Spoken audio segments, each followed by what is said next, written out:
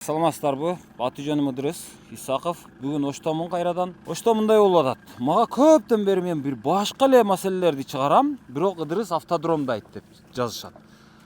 Автодромдо очередь көп болуп атат дейт. Шарты жок дейт. Болгону 1-2 машина бар дейт. Болгону 1-2 жанагы адамдардан экзамен алуучу жанагы адамдар бар дейт, адистери. Анан ушул күндөп очередте турабыз деп айтышат да. Анан ошолорду мен кээ бирлерин скриншот кылып алдым эле, азыр окуп берейин. Урматтуу боордоштор, Орусияда Айдент аттуу клиника бар. Ал клиникада нактап өзүбүздүн дарыгер жигит кыздар эмгектенишет. Ошондуктан Айдент клиникасына эч кооптонбой кайрыла берсеңиздер болот. Бардык 12 мүчөңүздүн саламаттыгын камсыздоо үчүн бул клиника жалаң жаңы жабдууларды жана адистердин эң мыктыларын топтогон. Клиника апта бою таңкы 9-дан кечки 9-га чейин эс албай иштейт. Дареги Москва шаары, Текстильщик метросу, Люблинская көчөсү 17, 3 корпус. Баса, менин атыман барган бейтаптарга арзандатуусу да бар. Айдент сиздин саламаттыгыңыздын сакчысы.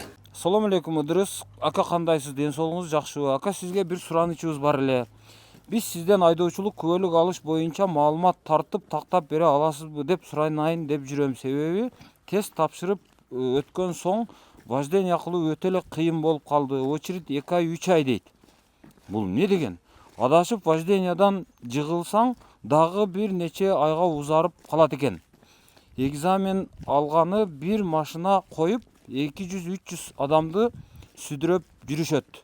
Машинаны көбөйтүп экзамен кылышса жакшы болмок эле.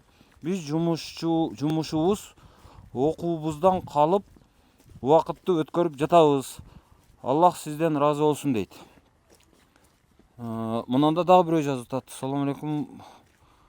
Брат, мы хотели у вас попросить сняли видео, показали народу, что делают сдача экзамен в ПДД и вождение. Тут над людьми издеваются, дейт. Потому что ждем 3-4 недели, очень большая очередь, а работать на Ошской область только 2 человека из Ошской области, дейт. Приходит в день 100 человек, обслуживает они только 20-25, дейт. Остальные остается там ночевать. Мы сами несколько дней ночуем, дейт. Тут зимой не знаем, идти сдать экзамен или кормить семью очень тяжело, дейт. Стало они не думать о народа. Пожалуйста, приходите завтра, дейт.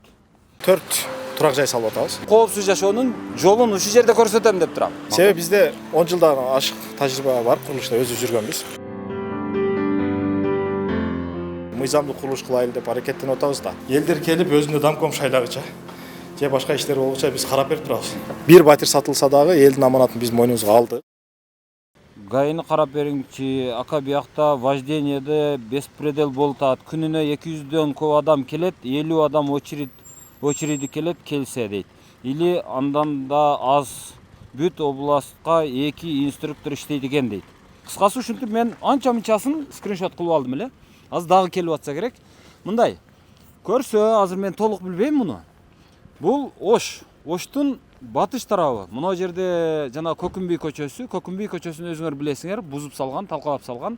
Азыр ылайды баткакта аралап келсеңиз, ошол машина базардан өткөндөн кийин Ош Арабан жолунун боюнда оң жакта мынабул Керметөө деп аталган мына тоонун астында автодром деп ушундай бир мурдагы бир иштебей калган ишкананын короосу окшойт. Ушул жерде алышыптыр. Анан ушул жерде мына бул жакты көргөзөлү. Тар көчө экен. Көчөнүн эни мындай ченеп берейин мына. 1, 2, 3, 4, 5, 6,5 метрлик көчө экен жол.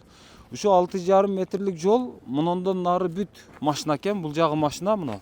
Анан мынага окшоп бул жактарга да кирип алат окшойт, бирөө аны тосуп коюптур монтип.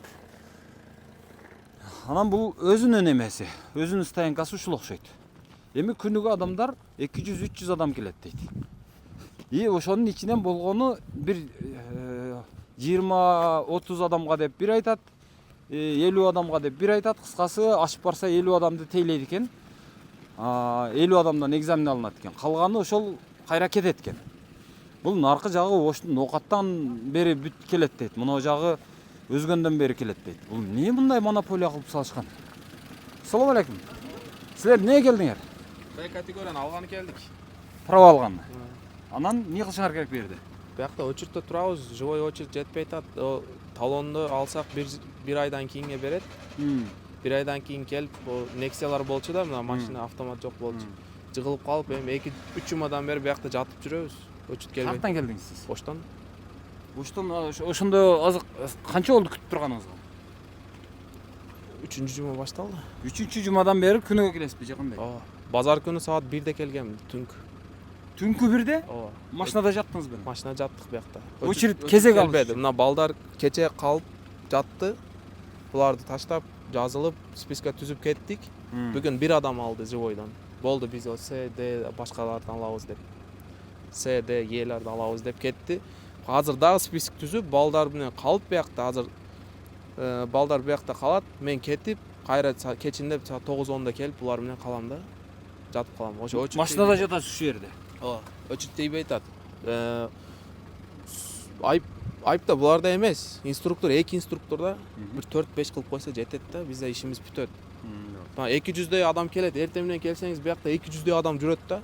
Өчүртүм тийбей эткен деп кайра кетет да, эртеси күн келет, дагы 200-300 адам жүрөт, кайра кетет. Ошондой болуп атат да. Өтсө бир 50 адамды машинага откузат да.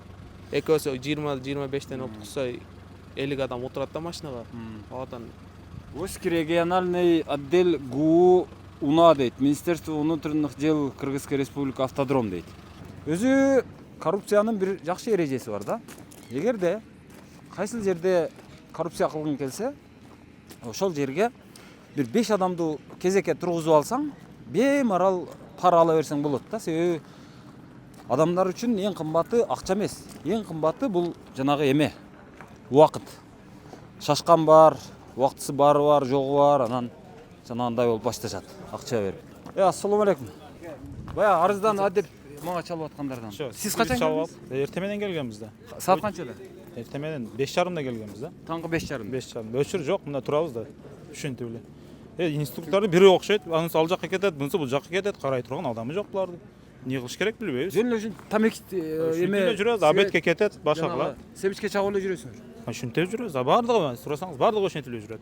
Сен качан келдиң? 1де келдим. Түнкү 1деби? Ооба. Машинада жаттың? Ооба. Ошо келгенбиз саар. Права алыш үчүн, вождениеге чыгыш үчүн. Ооба. Бул жердин жетекчилиги каякта? эки сотрудник бар экен, вождение ала турган. Болду, башка эч ким жок экен бул жерде. Ошону күтөсүңөр. Ооба. Бирөөсү ал жакта жүрөт, бирөөсү азыр кетти машинага адам салып. Бул жерде вес Ош облустан, ар бир облустан 100дан адам келсе дагы бир күндө 100-150 адам болуп атат да. Ар бир райондон. Ар бир райондан келген. Ош облустан. Алар 20 адам успет этип атат. Бир СНОзда 20-25 адам успет этет. А калгандар нерде жатып калат. Мен дагы 2 күндөн бери жатам нерде. Машинада жатып атасың? Ооба. Мына ташкарда машина турат. Бир машинаны арендовать этип, мына жерде очередь жазгандардан 10 сом, 20 сомдон алып, бензинге акча коюп, толоп жатабыз машинада. Азыр сиздин оюңузча мына жерде канча адам бар? Канча адам жүрөт ушинтип? 100 адам бар. Ал жакта бар. Көп адам нерде. Машинада отургандар өзүнчө. Машинада отдельно отурат. Бул жерде мындай администрациясы бирдемеси барбы жокпу? Жок. Ушу кирсең эле адам жок. Эч ким. Мен 1,5 айдан бери Читте тарат ошолордон жалп көп чыгат. Ошол жерге Дагы бир маселе бар. Азыр нерде С-га отдельно грузовой минип атабыз. Андан кийин С1ге бу нерде портер дагы миниш керек экен. Мына грузовойду минген адам портерди смело минсе болот да. Ал жакта азыр грузовойго отдельно тапшырыш керек. Праваны алып, дагы мына экзаменге талон алып, минерге акчасын толоп келип, и мына портер дагы миниш керек экен да. Азыр бир кезек ага өзүнчө кезекке турасыңар, буга өзүнчө кезекке турасыңар. Ошого нерде чогулуп кетип атат да. Азыр нерде эл турат, С-га тапшыргандар бардыгы эми С1га турат. Мен, например, портер минем, мынаны минбейм. Азыр С-да алыш, С1де алыш үчүн мындан өтөм, кийин мындан өтүш керек экен да. Азыр 2 жолу турам да очередте. Ал деген 2 жума минерде калам. Assalomu alaykum. Кандайсыздар? Жакшы. Эмне жүрөсүздөр буякта? Правалайлы жүрөбүз да. Эмне права? Д. Д категориясы. Качан келдиңиз? Уже 2 ай окуп калды да. 2 айдан бери келесизби? 2 айдан бери. Каяктан келесиз? Кара Судан. Кара Суудан 2 айдан бeri келип ушул жерде кезек күтөсүз. Кезек күтөбүз. Талон дешип атат го, талону качан келет экен? О талон, ол немелерге талон экен. В категория бар го, ошого талон экен. Анан мына Д'ге живой очередь экен. Ошо келебиз, очередь жетпейт. Кайра кетесиз? Кетебиз. Мушташпай атасыңарбы? Жок, мушта ынтымактуу болуп бардыгыбыз эле. Тааныш болуп калсаңар да. Тааныш болуп калдык. Көчөдө мушташпайт экенсиңер да, жакшы экен анда. Кийин баягы деп коллега. Болгону бу жерде Д менен Эни экинчи, төртүнчү күн алабыз дейт. Экинчи, төртүнчү күнү келсең бир 4 адам саат 3төн баштап алабыз дейт. 3төн баштап 6га чейин бир 4-5 адамга физически ошол менен эле жетишет экен да, 4-5 адамга. Анан жетпей калат, кайра кетебиз. Кийин өчүрт бузулуп кетет, же бир нерсе болот, ошентип дагы өчүрт жетпей калып, ошентип жүрөбүз 2 айдан бери. 2 айдан саат, мисалы бүгүн канчада келдиңиз? Бүгүн 11-де келгем. Кечки 11деби же? Жок, саат 10. 11-де келдим, уже бүгүн ham өчүрт жетпейт экен Дга. Кайра кетесиз азыр? Кайра кетем азыр. Адамдар мына түнкү саат 1де келип атыптыр. Балким сиз дагы ошентип келесиз. Түнкү саат 1де келгендер ham бар. Анча-мынча ушул жерде жаткандар бар машинасында. Алыс жактан келгендер. Биз эми Кара Суудан келген үчүн келип атабыз ошол жерге эле. Азыр оюңузча канча адам бар ушул хоронун ичинде, канча адам жүрөт? Азыр о Д категориясынан алтат. Категориясынан бир 25 адам жүрөт. Категориясынан. Мына ал жерде Д менен Д1ге канча, мына ошо канча ушул адамдар жүрөт да. Hozir S1'de 83 jur. С1'de var. S1'de o'zida 83 jur. Biz 3-chi kelishim. Noqatdan kelyapman. 1000 so'mdan 1000 so'm qo'yib, 3-chi kelishim mana shu. O'chir tegmayapti. 3 жолу келип. 3-chi to'pala. Bugun qachon keldingiz? Janjal. Bugun sahar keldik. Qana o'sha qana tetratdiңар? Mana tetrat, qani olib kelib. Mana ukamda tetrat mana. 4-fevralda turgan o'chir, 5-fevralda mana 4-fevralda kelgan odamlardir ro'yxati mana. 4-fevral?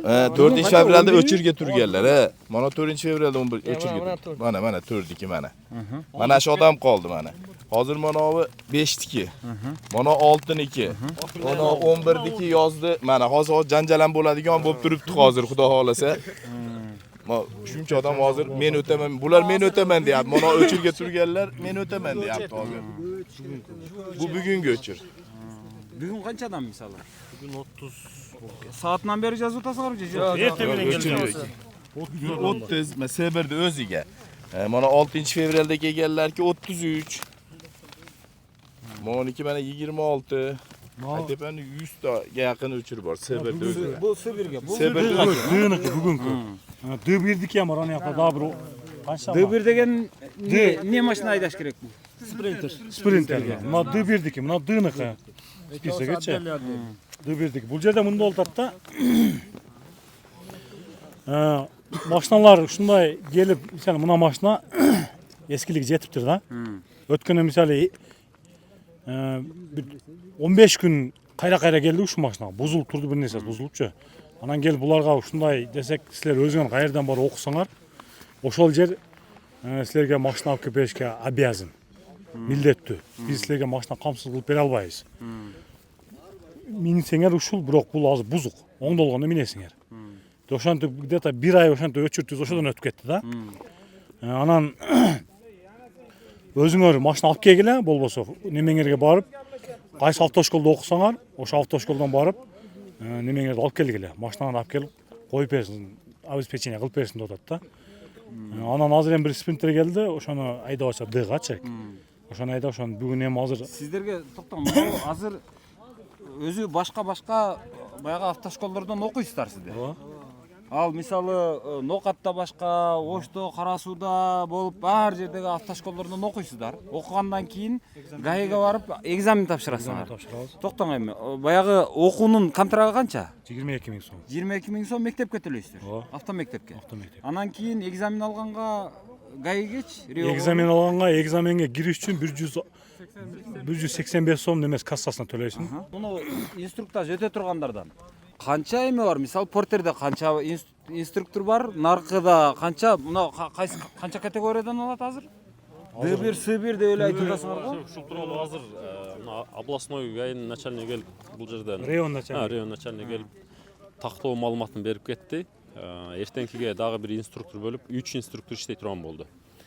Б Сга отдельный, Дга отдельный, Эге отдельный иштей турган болду. Азыр эмне буга чейин болгон экөө? Буга чейин бир аптада 2 күн кабыл алышчу, четверг, вторник. И то саат 3төн кийин кабыл алышчу да. Азыр эми будущийге постоянный ала турган болушту. Ошондо азыр бардык категорияга бардыгына биригип болгону 3 эле адам иштейби ошондо? Ооба. Азыр экөө, эми 3өө болот. Ооба. Ошондо бул канча Эми азыр категория? бул жерде мына Садыр Жапаровдун токтому менен Д, Д1, С1, Е1 7 категория болот го, 7-8 категория. кадр маселесин көбөйтпөгүлө дегенине байланыштуу булар адам ала албай атышыптыр. Эгер частный болгондо 10 адамды эле тыгып кое бермекмин деп айтып кетти. Бул эми аргасынан болуп аткан нерсе экен. Муну туура түшүнүш керек. Муну эмне ушун туура түшүнүп коебузбу? Эми мамлекет тараптан адам коюлбай атса, Жок, бул өзүн өзү актап атат да эми. Актап атса керек. Же бул убыточный нерсе эмес да. Бул азыр акысын төлөп атат. азыр мына жерде турган адамдардын баардыгы эле за, мисалы үчүн 181 сом төлөп эле вождениеге келип өтө бербей, 500 сом же 1000 сомдон төлөп туруп деле келип бул жерде условия жакшы болсо өтсө жакшы болду. Мисалы мен жүргөнүмө 2-3 апта болуп калды уже. Келген сайын узактан келесиң, тамак ашың наркы керек болуп туруп эле көбүрөөк сумма кетип калат. Кеткен убактың мына 1,5 айдан бери жүргөндөр бар. Азыр кана ким 1,5 айдан бери жүрөт? Ана иним 1,5 айдан өттү. Ачык айт. Силер эмне коркосуңар? Эмне экзамен тапшыра албай калам дейсиңер? Эмне? Салам алейкум. Кандайсыз? Жакшысыздарбы? Эмне сиз дагы права алайын дейсиңер? Мен права бар. Балдарды алып келип атабыз. Эртең менен өчүрүп башка дегенден. Эми мен айтайын дегеним ушул жерде мына жаштарга, элге жакшына условия кылып берсе. Эмне условия? Условия эмне? Берги ошо мына иним айткандай, адамды көбөйтүрүп, кичине баягы кеткен расходтун немесин майли 500 сомдонбу, 1000 сомдонбу, ошону элдин эсебинен ошо адамды чыгарып беришсин. Инструктор жетишпейт экен да. Булардан туура түшүнүш керек экен. То есть азыр инструкторду көбөйтсүн, жаңы жакшына азыр заманбап машиналарды койсун. Ооба. Дагы Ана мынабы жаңы президент, жаңы немелерге мына экте жеңил машина келиптир. Оно экөө. Ооба, булар менен жакшы. Мына эге тапшырганга жарабайт. Эски.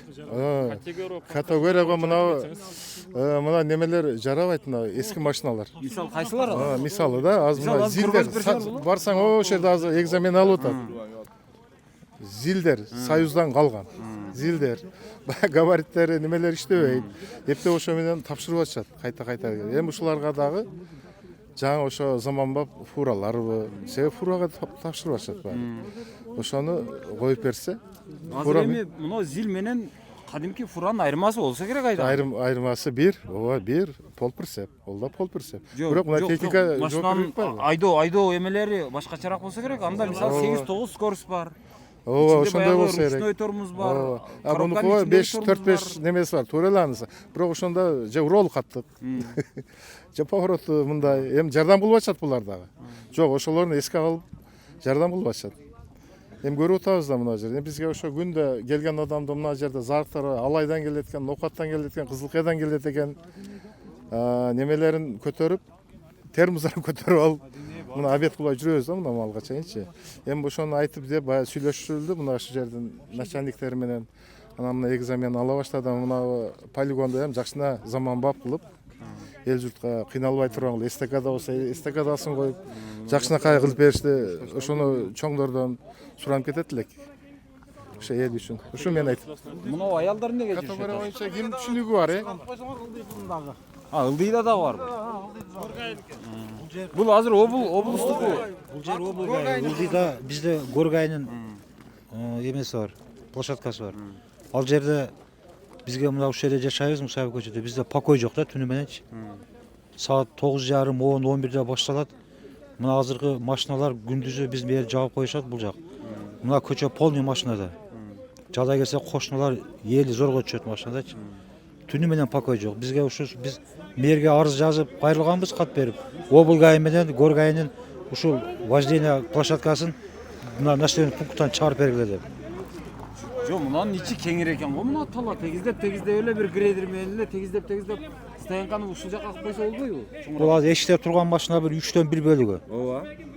Кээде жол толуп кетет. Ошо каршы түгүнөн дегени менен бирок бул жерге биздин элдин покой болбой атат да. Мусор болуп атат. Машина тыгын болуп атат. Өздөрүнүн короосунун ичин айтып атам. Бу жака киргизбей атпайбы, элдин баары машиналардын баары көчөдө калып атат да, элдердики. Көчөдө калып атат. Анан бул жерде даже туалет куруп коюптур, бир ушул жерде карап. Эч Ишиги жок. мына элдин баардыгы көрүнгөнүн, коргоонун, дубалдардын түбүндө эме кылып жүрөт баары. Биз ошого айлап жатадык уже. Мен жашоочуларчы. күндөз покой жок да. Келген жаш балдар бу жерде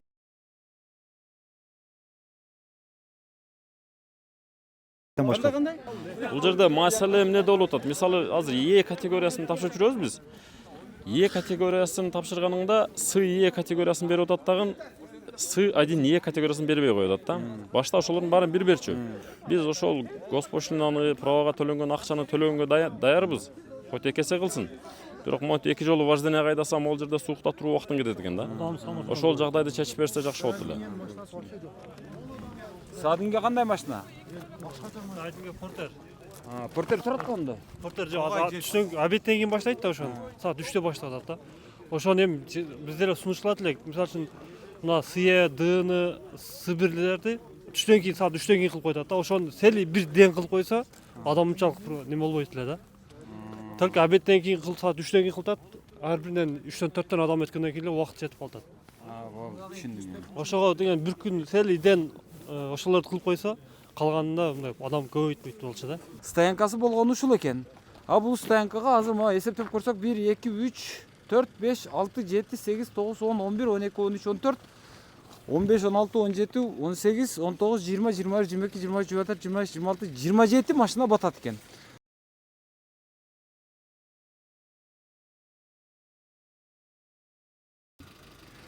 Жок, наркы бул жакта азыр карасаң 100дөй адам жүрөт.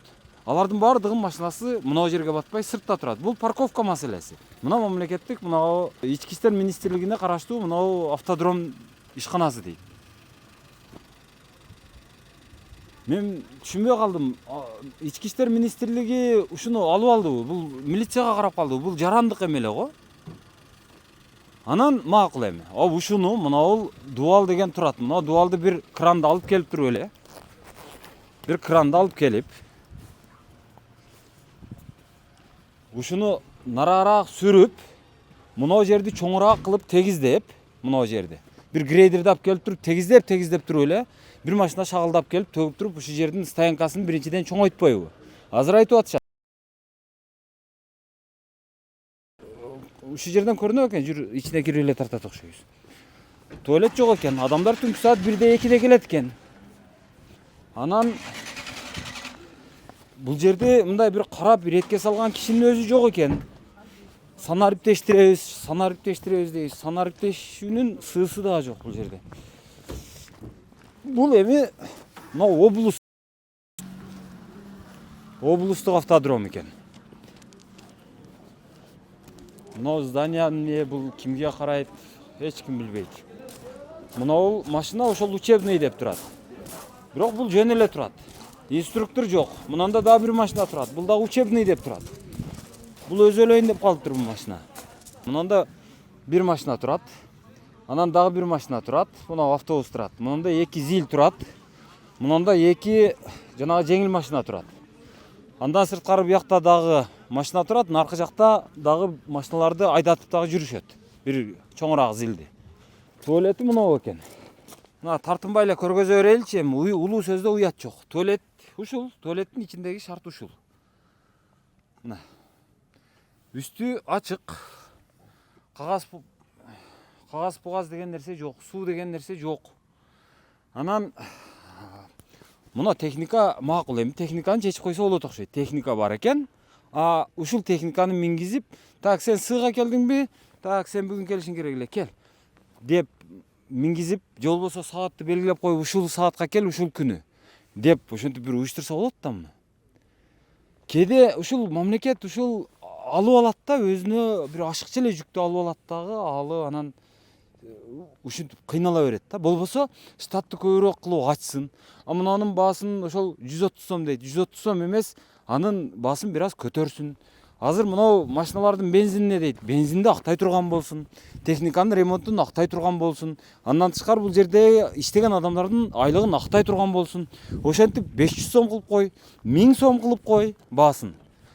Аны мыйзамдаштырыш керек да. 1000 сом кылып койсоң деле адамды күттүрбөй, адамдарды кордобой, адамдарга жакшыраак шартты түз дагы ошого жараша бааны коюп кой. Аны эмнеге элди кыйнайбыз биз? Жумуссуз жүргөн адам ушунча. Мына мындай жумуш менен камсыз кылабыз дейбиз. Ушунча адам азыр адамдын жоктугунан, бир ушул жерде кызматкердин жоктугунан ушунча адамдын убактысы кетип турат. Бул адамдардын убактысын алганга, буларды мынтип кордогонго кимибиздин акыбыз бар, кимдин акысы бар, бийликтин акысы барбы? Бийликтин да акысы жок да. Бийлик тескерисинче ушул адамдарга шарт түзөйүн, ушул адамдарга оңоюраак болсун деп бийлик болот да мындай алганда. Эми ушул сөздү айтпайын десе айттырасыңар да ушул. Анан ушундай сөздү айтсаң эле, Ыдырыс оппозиция, Ыдырыс көрө албайт, Ыдырыс ушундай бир жамандыкты гана көрөт. Акыры бул жамандыкты бирөө айтыш керек да, туугандар, мына туура эле түшүнгүлө. Мына машина турат, астынан суусу, майы бирдемеси агып турат бул. Бир жакшыраак техникасы болбосо, жетишерлик агай жанагы инструкторлору, экзаменаторлору болбосо, жакшыраак туалети болбосо, жетишерлик жанагы стоянкасы болбосо, элдин баардыгын бир жерге топтоп алыпсыңар азыр монополия кылып. Монополия жаман нерсе да өзү. Муналардын баардыгы азыр суукта ушинтип турат. Булардын башка иши бар да, мисалы, башка тирилигин кылсын. Мынау автодром дептир, буга бир дагы шарт түзүлбөптүр. Мунун ичинде мына бул жагы мусоркана, наркы жагы ушул жер ушунча каралбай жер ушул бойдон жатат, сыртта машина койгонго орду жок. Мындан карасаңар, мынау мусоркана мына. Мусор жайнайт ичинде. Бул мусорду ал деген киши дагы жок. Бул бир жерди тазалап коеюн, бир жерди чөптү оруп коеюн, мына жерди тегиздеп коеюн, сүрүп коеюн деген дагы адам жок. Жөн эле адамдарды ушул жерге келгенге баягы мажбурлап коюппуз да, жипсиз байлап коюппуз. Мына жакта жер кеңири турат. Наркы жакта адамдар ыйлактап атат, мына жашоочулар ыйлактап атат. Эшигибиздин алды сийдик болуп кетти. Эшигибиздин алды бок болуп кетти. Эшигибиздин алды парковка болуп кетти. Биз көчөдө баса албай калдык деп атат, жүрө албай калдык деп атат. Себеби 6,5 метрлик көчөсү бар экен, 6,5 метрлик көчөнүн бир катарына машина койгондо ошо 2 машина кесилишип өтө албай турган болуп калат экен. Ушул нерсени жазып атышты эле мурда, мен мынчалык деп маани бербеппин. Бул жөн эле адамдарды ачыктан ачык эле кордоо болуп калыптыр да бул. Суукту кара, ушул суукта ушул жерде жүрүшөт. Салам алейкум. Кандайсыңар? Саламат. Салам алейкум. Кандайсыңар? Тезсыңарбы? Саламат. Кезекте турасыңар? Ооба. Качан келдиңиз? Эмки келет, күтүп турам. Жок, эми бул жака кезекте турганыңызга канча болду? 11-де келгем, эртемен 11-де. Эртемен 11-де келдиңиз. Каяктан келдиңиз? Чоңалайдан. Чоңалайдан? Ооба. Чоңалайдын өзүндө жокпу экен ушундай? Чоңалайда сизден экзамен алып, бул ушуга жарайт экен же жарабайт экен деп кое турган адам жокпу экен? Жок, мен атайын бул жак келдим, өзүм бул жакта. Жөн негиз Чоңалайда барбы, жокпу? Бар. Барбы, жокпу? Анда Чоңалайдан, Нокаттан, Алайдан эмнеге келип атат бул жака болсо? Окуган кетти. Жок, окуган келип атасыздар, экзамен тапшырган. Жок, Нокаттада. Түшүнбөдүм. Нокаттадагы жок мындай важдание. Ушул жерге келесиңер. Мен Нокаттан келдим. Бул жака келесиңер деп ким айтат өзү силерди? Ошо мектептен жөнүдө? Мектептен şu жерде окудук, ана жерден чыгып атабыз да. Жок, оштон окудуңуздар. Оштон окудук. Нокаттын өзүндө жокпу мектеп? Нокаттын өзүндө Эге жок. Эге жок. Эге жок, башка категориялар бар. БСге бар, БСге окушуп келип атат балдар. Эге ушу оштон жок, оштон окуп атабыз. Мындай кылалы. Азыр Нокатта ошо БСга окудуңуз, дейли? Мисалы аялыңызды окуттуңуз. Анан ал экзаменди каерде тапшырат? Ушу ошто тапшырат. Ошко келет. Оштон ине праваны эми оштон алат. Нокатта жок. Вождениега да оштон чыгат. Вождениеде уже сиз окуганыңыздан кийин вожденияны ошто тапшырасыз, праваны оштон аласыз. Бизде Нокатта жок. Нокатта жок. Анан биз ушул жерден получат кылып атабыз. Нокатта жок. Нокат районунда жок. Шаарда жок. Болду, түшүндүм. Сен каяктан келдиң? Мен Алайдан эле, ушул жерде жашайм. Алайдан келдиң, бирок ушул жерде. Жок, ушул жерде окудум. Ушул жерде окудуң, бирок Алайдансың. Ооба. Качан келдиң? Вождениягабы? Вождения бүгүн келдим, эртемен. Салам алейкум. Силер каяктан келдиңер? Ben Gülbar Aylı'ndan bolam, Aravan rayonu. Bugün birinci yol gelip adam. Saat kaçta geldin? 2'de geldim. 2'de White'de gece. 2'de geldim. Azı 1-2 saat oldu. Ova, gelip Katar'a Spsoka tizmeye yazılıp. Sizce? Biz Nokat'tan geldik. Nokat'tan. Kaçan geldiniz? Cuma günü gelip Oçuk Bey bugün geldim saat 2'de. 2'de hazır gündüzgü 2'de mi jettin? Gündüzü 2'de geldim. Hazır o kezek 2'de mi? Jetki'de mi? Turaz ya 40. olup жазылдық. 40. ol жазылдыңыз. Болған bir adam алып атат. Болған бір мынау менен алып атат. Буга бензинге акчасын төлөп бересиздер. О, төлөткенсиң о. 500дөн. Жок, 500 эмес. Канча 200 деді окшойт. 200 бекен. 200-300 экен да. Башында 500 алып, кейін анан 200-ге түшүрдү да. Башта 500. Өткөн адамдар 300дөн алып атты, бүгүн 400 деп атат. Анан өтпөгөндөр 200дөн деп. Кийин түшүрдү кайрачы. Башында 500дөн берип атканбыз, өтсөң, өтпөсөң, ушундай. Сиз каяктан келдиңиз? Мен да Чоңалайдан. Чоңалайдан качан келдиңиз? Негизи ошто эле турабыз. Канчанчы жолу келишиңиз? Кудай буйруса 4-чү жолу келет атабыз. 4-чү жолу келип өтпөй кеттасызбы же кезек күтүп кезек жетпей кеттасызбы? Бир жолу кезек жетпеди, 2 жолу өтпөй кеттим. Бүгүн саат канчада келдиңиз? Эртең менен 9-да келгенбиз. 9 аз саат канча болду му? 3-төн өтүп кетти. 3 болуптур. Сиз каяктан келдиңиз? Мен Гүлбардан, Аравандан. Канчанчы жолу келишиңиз? Биринчиси. Качан келдиңиз? Эртең менен келгенбиз, кезек күтүп атабыз. Üşüyle okşuysa? Üşüdük. Азыр обед кете турган болсок, тилекке каршы очередь өтүп кетет, анан эртеге дагы обедке барбайбыз, отурабыз суукта. Ар биркисинде саат 3-төн баштайт. Инструктор бирөө эле. 3-тө баштайбыз дейт, 3-тө келет, пока машинасын кызытып эметкиче 4 болот. 2 саат алат, андан кийин кетишет да. 2 саат ичинде канча адам үлгүрөт? Канча адамдан алып? Максимум 25-30га чейин максимум. Bir күндө ошол бир категорияга бир инструктор канча адамга үлгүрүп атат? Бир инструктор сыйга алат экен эртең мененден баштап 3-кө чейин. 3төн кийин анан ээге келип ээни алат. Бир киши алат экен болгончо. Саат канчага чейин иштейт булар? Ошол кечки шам намазга чейин иштейт экен, негизи 6-га чейин иштеп атышат да. Жалпысынан 2 эле инструктор бар экен да. Бирөөсү тартат экен. Андан саат 3төн кийин баштайт экен. Бизден Е категория боюнчачы. Быйлар боло турган болсо, кезек эметет, бирөөсү Бга, бирөөсү Сга. Очередь көп. С1-ге вообще машина жок. С1-ге вообще машина жок экен. Ал машина эмне машина болуш керек? Мынандай зилдин артынан дагы бир тележка кошуп, прицеби бар. Прицеби бар болуш керек да. Тандем болуш керек бекен, узун болуш керек. Тандем болуш керек. Аны могул Горгайден сүйлөшүп алып чыгышып, анан өздөрү айдашып атышатындарлар. Акча төлөп. Бул жерде машинанын жанагы жол белгилеринде эле, эмелерде эле жокко, же ушул барбы? Стоп-линия бар экен, Ассаламу алейкум. Кандайсыз? Сиз жаман авторитет болуп атасыз го? Неге? Мындай эме болуп да. Жок. Адам аз болгондо бир эле сиздин көзүңүздү ушунча адам карап турса авторитет болосуз да. Жок. Онда жок. Жок бизде. Бир категория азыр 2 эле адам иштеп атасыздар. 2 адамбыз. Бир күндө канча адамдан экзамен алганга үлгүрүп атасыздар? Биз 2 адам өзү бир адамдан алганда 15 мүнөт убакыт кетет да. Бир адамга сен биз мүмкүн болсо эртерээк алайлы деп 30-35 адам алганга аракет кылабыз. Сиздин жашыңыз канчада? Менин жашым 39да. 39да. Машинанын жашычы? Машинанын жашы эми биз мындай да. Бул негизи. Машинанын жашы канчада? Машинанын жашынан эмес, бул эми мындай да. Жок, негизи. Жок, сиздин сурооңузга түшүндүм менчи. Анан мындай, биздин мына агентство болгонбуз да. Бизден легкой машина берген. Анан калгандар башка машина жок. Машиналарды автошколалар обеспечить этет да бизгечи. Анан бул жерде келген курсанттарга айтабыз. Мына жерде бул СВТ-2 деген автошкола машиналар да. Анан буларга айтабыз, эгер бул машиналар эски машиналар, буларды минбесеңер, кааласаңар өзүңөрдүн автошколаңардан автомат коробка, дополнительный педаль бар да, дополнительный педаль учебный автошколаңардан заманбап машиналар алып келсеңер болот депчи. Сиздер жөн эле экзамен алыш үчүн эле жаралгансыздар мындай. Биз экзамен алабыз да. Биз келип экзамен алабыз, анан автошколалар өзү. Ошондо айлыкты ким берет? Сиздер кайсы мекемеге карайсыздар? Биз агентство карайбыз. Кайсы агентство?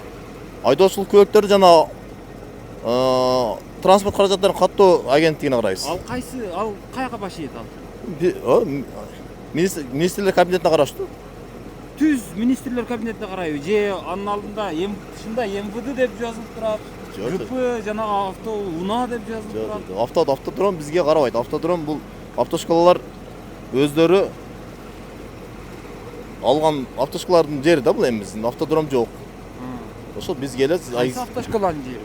Бул эми азыр 2-3 бир автошкола өздөрү бир кошун түзүшүп, ошол өздөрү арендага алып уюштурушкан автодром да бул эми. Мугалимдерди, сиздерди, инструкторлорду сиздерди мында көйрөк кылып койсо болбойбу? Эмне болот? Бул жерде азыр эми биздин эми агентстводо карайбыз да, биз азырчы. Биз агентстводо карайбыз. Азыр 3 айда комиссия өзгөрөт, ар 3 айда алмашып турабыз да биз. Азыр эми 3 адам элек, бирөө отпускага кетти. Азыр экөөбүз калдык. Экөөбүз эми Мактан адамдар колдон келишинче аракет кылабыз эми. Машинанын жылын айтпай койдуңуз, а? Сурооңузду түшүндүм.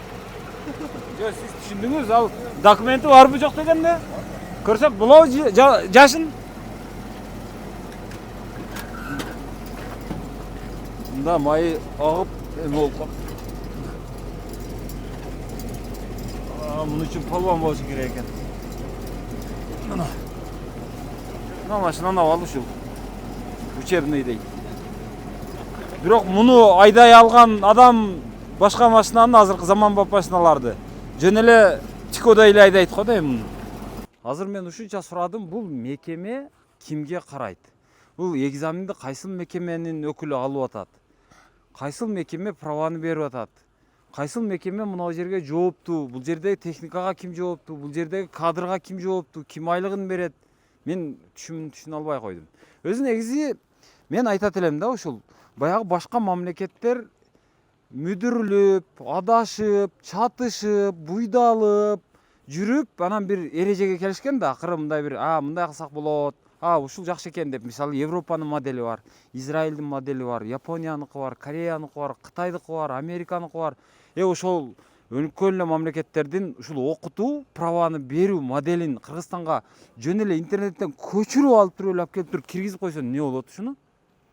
Мындай оңой эле, эч баш оорутпай эле, эч акылды оорутпай эле, жана ушунча адамды оора кылбай эле, жөн эле мындай.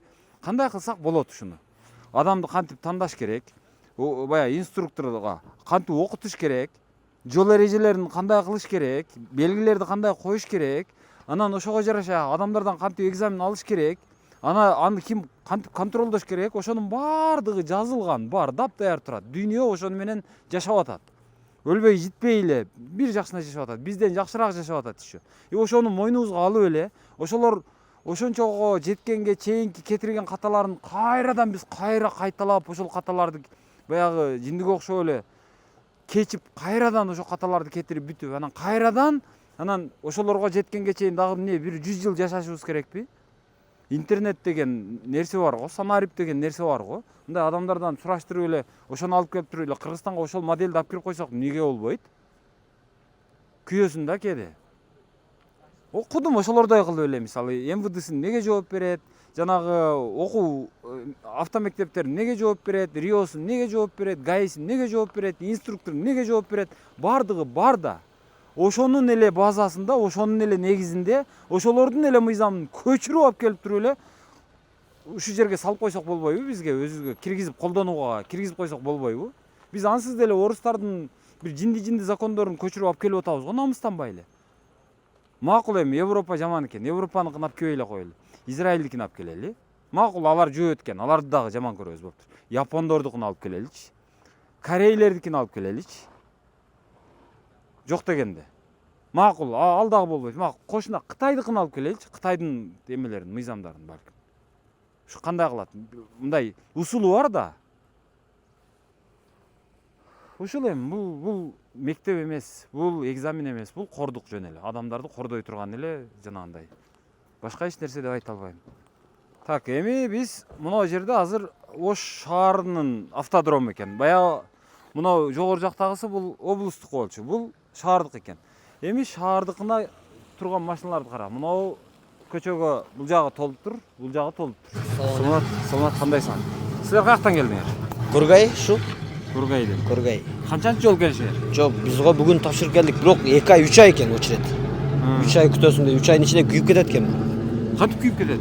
3 ай вождение катыша албасаң, если 3 ай катыша албасаң күйүп кетет экен да. Башкалан теориядан өтүп келиш керек экен. 3 айда бул жерде кезек жетпесе Дагы тапшырышка туура келет экен да. Ал дагы тапшырыш үчүн дагы окуш керек. Кайрадан окуш керек экен баягы. Жок, экзаменден өтүш керек ал жактан теориядан. Теориядан. Экзамен тапшырыштын акысы канча? 180 сом да. 180 сом. Силер ал жактан экзаменден өттүңөр. Өтүп келдик. Өткөндөн кийин бул жака вождениеге допуск берилет. Берилди. Ого да 180 сом төлөп келдик анан бул жака. Келсек, адамды көрүп атасыздар өзүңүздөр көптүгүн. Азыр кезек барбы бу жерде? Жок, азыр 2 айдан кийин коюлду азыр. Апрелдин канчасына да коюлду да. Анан жетеби, ого билбейм. Кете бербей эмне турасыңар? Биз да үмүт менен турабыз деп. Качан келдиңиз бу жерге? Канчанчы жолу келишиңиз? 3-чү жолу келишим уже. 3 жолу келип тапшыра албай кеттиңиз. Тапшыра албай, жок, мында 3-чүсүн эми тапшырам азыр. То есть 2 жолу келгениңизде эмне болду? Кезек жетпеди же кандай? Жок, жыгылдым 2 жолу келгенимде. Азыр эми 3-чүсүн тапшырам. Наркы өйдөдөгүлөр айтат, биз түнү келип кезек алып атабыз дейт. Сиздерде андай эмеспи? Бизде деле ошондой болуп атат. Негизде очередь ошондой болду. Эртең менен келебиз, саат 9-дарда. Азыр сиз 9-да келдиңиз. Мен 9-да келдиңиз. Азыр саат 3-төн өттү, 4. 3-төн өттү, 4 болду. Айбой, ошого кечке жүрө бересиздерби эми? Ооба, керек да, эми права керек үчүн жүрөбүз да. Бул жакта канча инструктор бар экен сиздерде? Биздерде экзамен ала турган. 3. Кезек канча адам болду? Кезек живой очередь кылып көрдүңүзбү? Живой очередь. Азыр бизде живой очередь кетти. Мисалы канчага чейин жетти? 60-70. 100 да. 100 деп коелу. Бул С категорияда 70-74. Бны көп да буда. Биздики Б, 100дөн көп экен очередь. Бир күндө ошол 3 экзаменатор ошондо 3 бир күндө канча адамдан дала алып атат? Где-то бир 20-дан уякпай эле болот экен. Ошол эле адам тапшырат экен. 80 калып кетет экен дагы ошол бойдон. Эртеси дагы келишет. Дагы келет, эртеси дагы жаңылар келип дагы кошулат экен ошондо. Айбой. Инструктор аз экен. Азыр силер дагы ошо күтүп турасыңарбы азыр? Же окуп аткандарбы? Качан келдиң сен? Менин правам бар, мен досумду алып келдим. 6 күндөн бери келдим. 6 күндөн бери? Досумду алып келдим башы. Кана досуң? Ошо жерде жүрөт. Оны эми азыр келе элек да, онуки. 24-очередь болду, азыр эми 18 кетти окшойт. Бүгүн саат 7-де келгенбиз да. Үлгүрүп калабыз деп атат экенсиңер. Кудай кааласа экен, үлгүрүп калабыз. Бирок бул жакта бир жагы эме экен. Азыр техникалары көбүрөөктөй болуп турат. Мына жакта килтеген жип дагы турат. Берки автобус турат, зилден экөө турат, мына жеңил машиналардан турат. Мына жакта жеңил машина, бул жакта зил, наракта жеңил машина. Наркы жакта зилдер турат, учебный. Мына жакта катар 4 зил турат. Наркы жакта дагы бирөө жүрөт. Бул жактын материалдык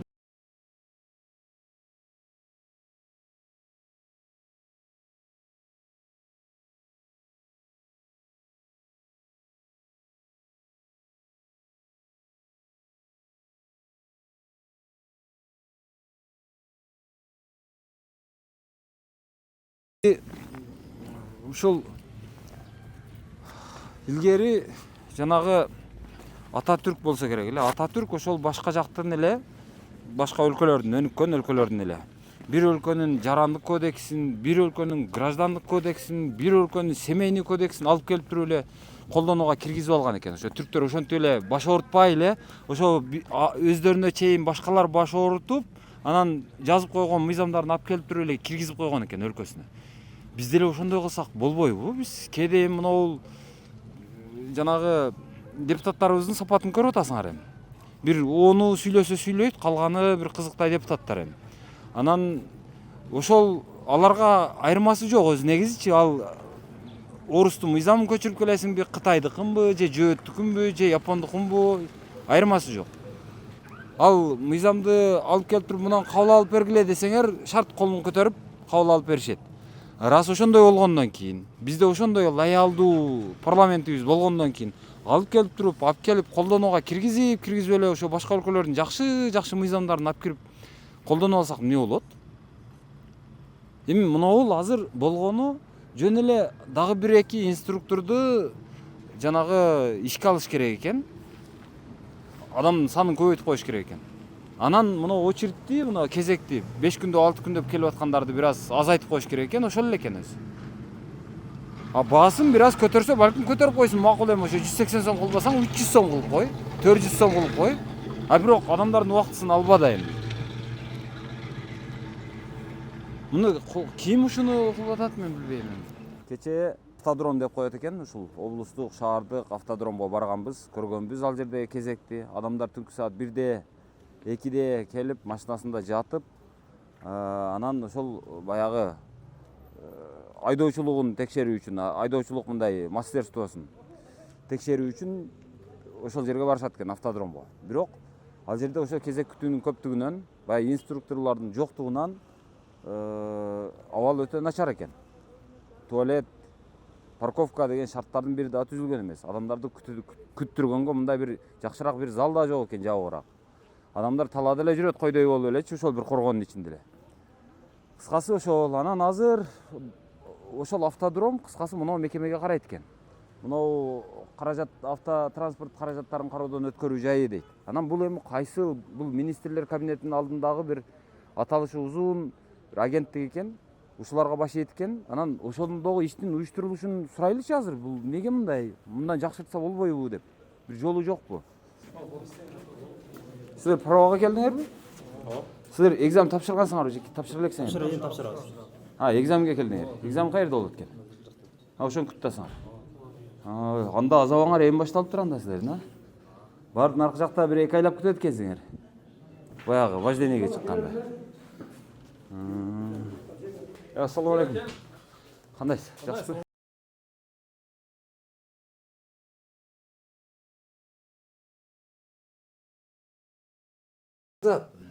Кечээ мага мен азыр көрсөтүп койсом дагы болот. Өтө көп арыз түшүп атат да жанагы эмеденчи. Эми мага арыздана беришет экен да ушинтипчи. Ооба. Анан мен скриншот кылып сактап алдым эле өзүм. Азыр ошолордон көргөзүп берсем. Так, дейт. Мында убактыңыз болсо деп жаза беришиптир. Мына сизден бир сураныч бар эле дейт. Убактыңыз болсо дейт. Биздин Ош шаарына жана Ош областына караштуу автодром ГАИ дейт. Практика сабагынан экзамен алуучу жерди чыгарып, кандай абалда экенин жеткирип көрсөтүп бериңиз. Очередь 50-60 киши болуп кетет. Инструктор жана техника жетишсиз.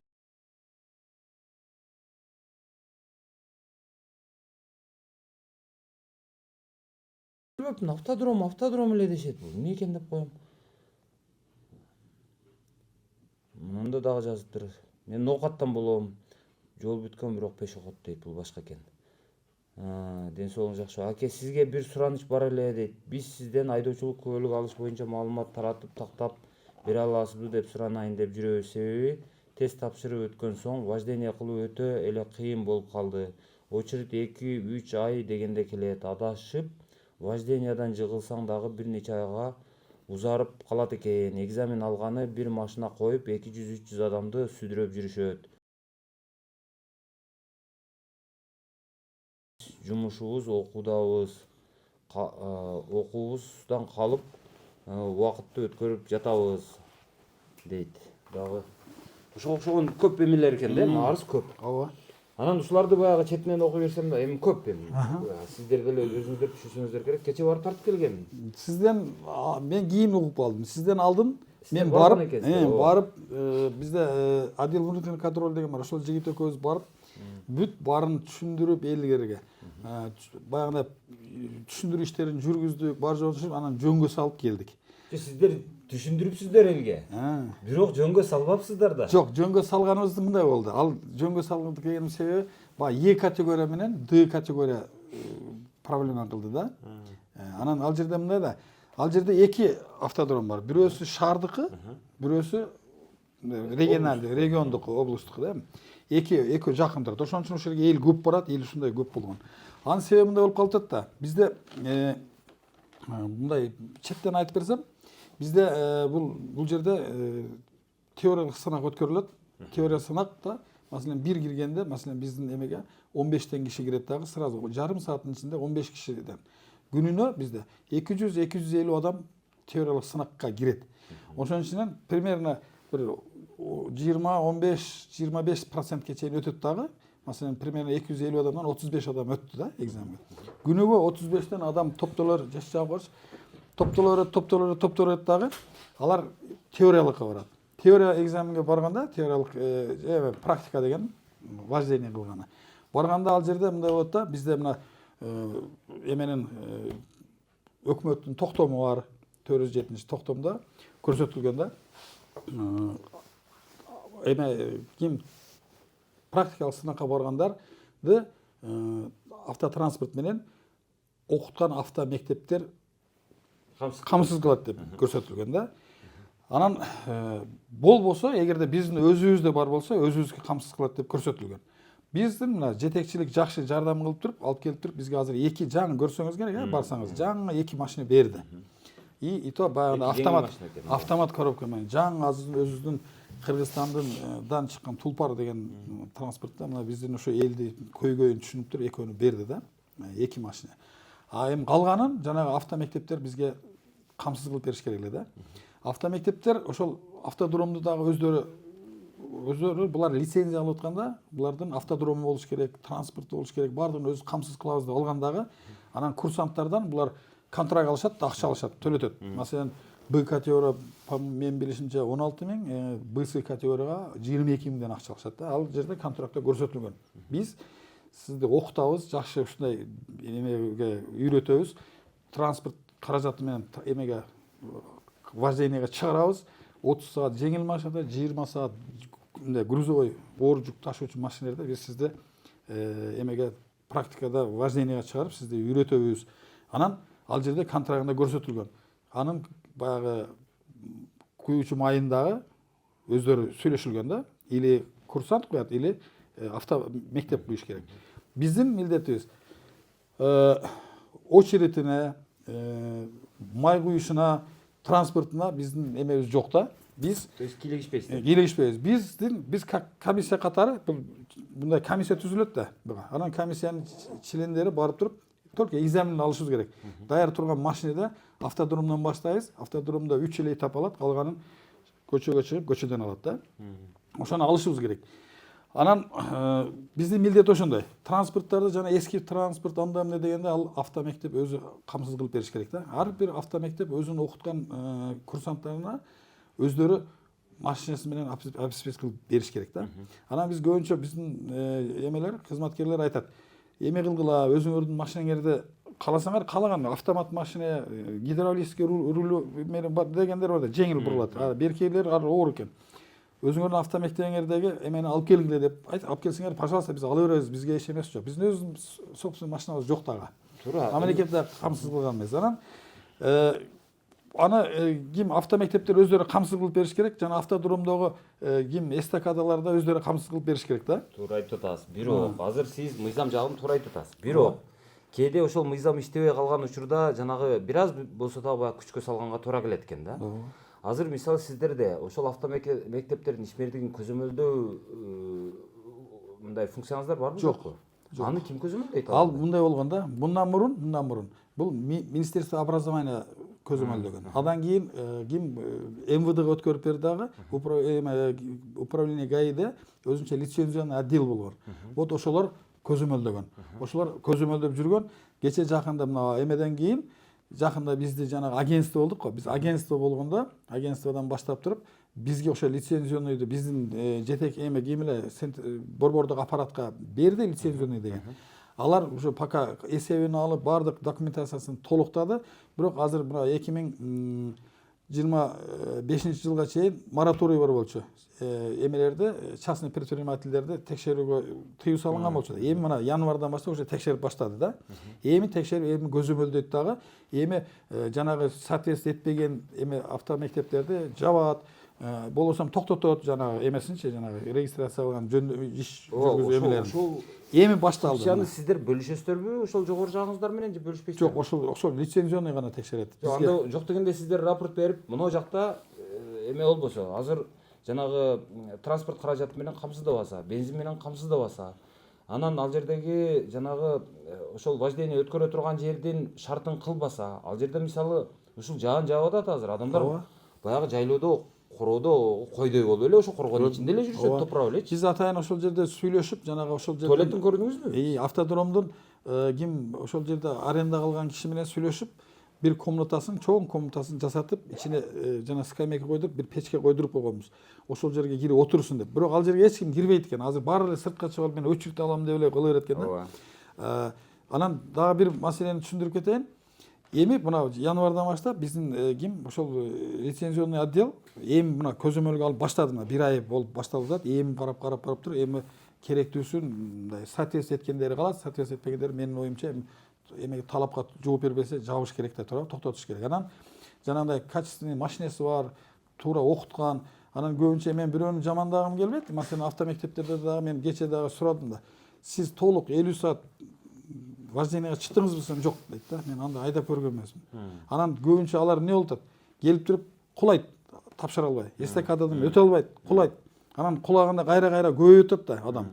А бизде жана мен сизге статистиканы айтып кеттим да. Бизде күнүнө 35тен адам барса, ал жерде мурундары бир эле кызматкер экзамен алчу да. Азыр 2 киши алып атат.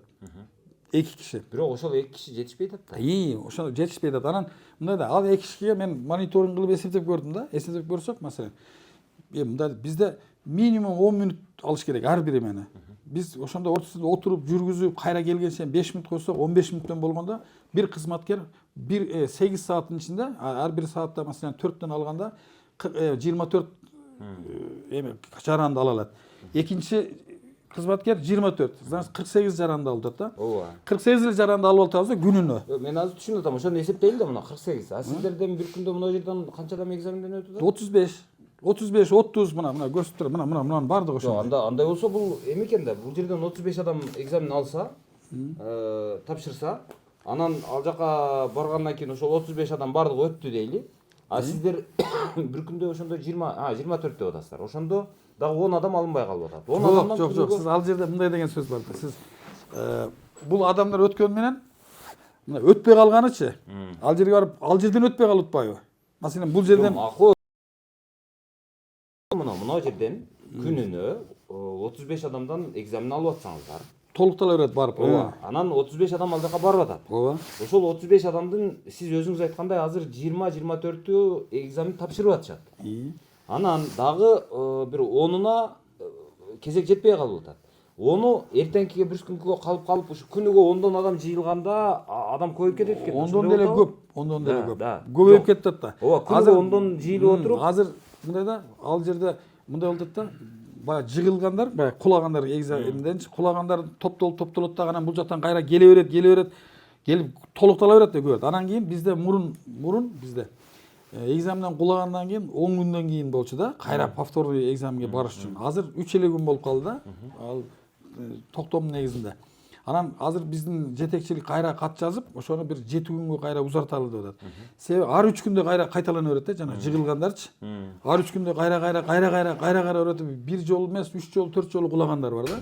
Көбөйүп туруп, анан дагы бир нерсе, жанагындай маселен айдоочулук көбөлүктү бирөө алмаштырып атса, мурунку эски айдоочулук көбөлүктү, маселен Б, С, Д, Е категориясы болсо, азыр Б1, С1, Д1 дегендерди кошобуз дейт да. Кошобуз деп туруп, алар жөн эле практикага барат. Бул жерден экзамен өтпөй, жөн эле практикага барат да. Практикага барып туруп, практика өтүп туруп анан алыш керек да, баягы С1 деп коюш үчүнчү, и Б1 дегендерди коюш үчүн ошого барыш керек. Ошону менен накапитет эл көбөйүп кетет да. Анан эми жанагы кантип чечесиздер эми ошону? Азыр бизде мындай болду да. Бүгүн кече ошону жыйынтык чыгарып, кече мен барып өзүм ишара жүргүзүп туруп барганда азыр дагы бир инспектор кошупсуз. Коштум. Бүгүн эрте менен кетти, 3-өө кетти. Ошону мындай ар бир категорияга бирден койсо эмне болот? Актабай калабы же кандай болуп калат? Ага бизде кызматкер жетишпейт да. Бизде жок, кызматкерди ол мына жерден жанагы бир мисалы бизге объявление берсеңиз деле, мына жерге инспектор керек экен, айлыгы мынча экен. Кечке мындай кыласыз десе эмне болбойбу? Ал мындай да. Биздин жетекчиликтен өзү жана мораторий бар го. 26-жылга чейин штат көбөйүлбөсүн, ким айлык көтөрүлбөсүн деген. Вот ошонун негизинде эч кандай өзгөртө албайбыз. Анын үстүнө бизде сенен бир нерсе айтайын. Бизде жок, штатты азыр токтосоңуздар, ушу штат көтөрбөш керек дегендечи. кээде мисалы мен түшүнүп турам эми мисалы баягы замды көбөйтө бербеш керек, жардамчыны көбөйтө бербеш керек, мына жердеги жанагы бюрократтарды көбөйтө бербеш керек. Мен аны түшүнөм. А бирок ал жөнөкөй эмгекчилерди көбөйтүш керектир дейм, барып адам менен иштешкен эмени. Алар бюрократтар эмес дейм. Азыр мындай мен сизге эми дагы түшүндүрүп берем. Бизге Кудайга шүгүр болушунча жардам берди жетекчиликтенчи, биздин борбордук аппараттан. Штат боюнча, башка боюнча. Бирок дальше көтөрө албайт. Азыр бизде неден көтөрө албайт? Жок, оксоңуз азыр сиздердин мындай алганда кызматыңыздар мындай платный болуп атат. Сиздер азыр коммерциялык мекемеден дээрлик айырмаңыздар жок. Эгерде бул нерсе өзүн өзү актап аткан болсо, анда акчанын түшүүнүнө жараша жанагы раз бардыгын монополия кылып алып алсаңыздар, бардык нерсени. Мисалы ушуну мурда башкачараак эле жолдор бар эле да. Анан азыр монополия кылып өзүңүздөргө алдыңыздар. Алып эми эптей албай калыптасыздар да. Элди күттүрүп оора калыптасыздар. 2 ай күтөт дегенде түнкү саат 2де ошол жерге барып машинада жатат деген эмне азыркы заманда? Жок, андай факт жок, просто мындай да. Мен аларга кече жок, ал мындай курук сөздөр болушу мүмкүн. Мен өзүм тактап сүйлөшүп, кече дагы сүйлөшүп келдим. Бирок эрте менен эрте барып алышат экен. Баягы очередь алам депчи. Эрте менен 7 караңгы таң атайын электе 7-7:30 барып алышат экен да. Анда эле түшүндүрдүк. Силер андай кылбагыла. Мындай келсеңер, биздин милдет ал очередке коюш, жанагындай эмеси менен эме кылбайбыз. Биз только ким келсе алабыз. Анан бизде мындай болуп атат да, биздин кыйналган эмебиз. Бизде азыр круглосутка иштеп атабыз да. Баягы эменин негизинде, жаңы пилотный программанын негизинде круглосутка болгондо бизде маселен мына түнкү сменде 12 адам, күндүзгү сменде бир 16 адам, үчүнчү сменде дагы адам иштейт дагы мындай тыгыз да, бош адам жок да. Эми ушунучу аларга кээде дем алыш бериш керек, эме бериш керек. Сиздерге эми балким сунуш, балким суроо. Мейли. Мынабул Кытайда деле адамдар машина айдашат. Кытайда деле ошол айдоочулук көлүктүн негизинде айдайт. Японияда деле, Израилде деле бардык жерде ушундай. Алардын дагы автомектептери бар. Алардын дагы ушундай экзамен ала турган экзаменаторлору бар. Анан аларда дагы кудум ушундай бир балким биздикинен айырмасы бар, бирок аларда ушул модельдер бар да, даяр модель. Ошону берчи деп эле же интернеттен алып эле кантип иш уюштурулган. Ошону көчүрүп алып келип туруп эле бизге киргизип койсо эмне болот? Болот. Эмнеге андай кылбайбыз дейм да. Эмне үчүн биз ошолордун каталарын кайталап, анан алардын азыркы деңгээлине биз дагы 100 жылда жетишибиз керекпи? Бизде мындай ачыгына келсек эмне болуп атат да? Ким автомектептерде мындай сиз деле биз автомектептерде бир жакшы бир текшерип анан ошол сизге